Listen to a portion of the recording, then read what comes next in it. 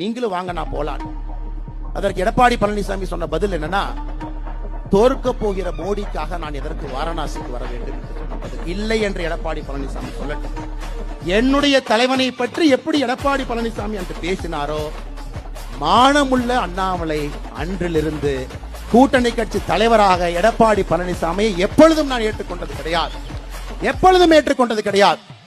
தவழ்வதை பற்றி, ஒருத்தருடைய காலை பிடிச்சு கட்சி ஆட்சிக்கு வர்றதை பற்றி, மக்களால் தேர்ந்தெடுக்கப்படாம மாசம் எம்எல்ஏக்கு பணம் கொடுத்து முதல்வர் நாட்காலில் அமர்ந்திருக்கக்கூடிய எடப்பாடி பழனிசாமி, தயவு செஞ்சு இந்த விவசாயினுடைய மகன் அண்ணாமலைக்கு நீங்கள் பாடம் எடுக்க வேண்டாம். திராவிட முன்னேற்ற கழகம் என்பது ஒரு தீய சக்தி.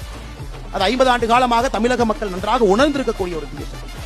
இன்னைக்கு இருக்கக்கூடிய அதிமுக தன்னுடைய தன்மை எல்லாம் இழந்து, இதற்கு முன்பு புரட்சி தலைவர் எப்படியெல்லாம் இருந்தார்களோ அதையெல்லாம் தாண்டி இன்னைக்கு இருக்கக்கூடிய அதிமுக எடப்பாடி பழனிசாமி அவர்கள் தலைமையில் எப்படி ஆயிடுச்சுன்னா, ஒரு பிட்டிங் ஏஜென்ட் பார்ட்டியாக மாறி இருக்கிறது. டெண்டர்ல போடுவாங்க, ஹையஸ்ட் டெண்டர், லோவஸ்ட் டெண்டர்னு போடுவாங்க.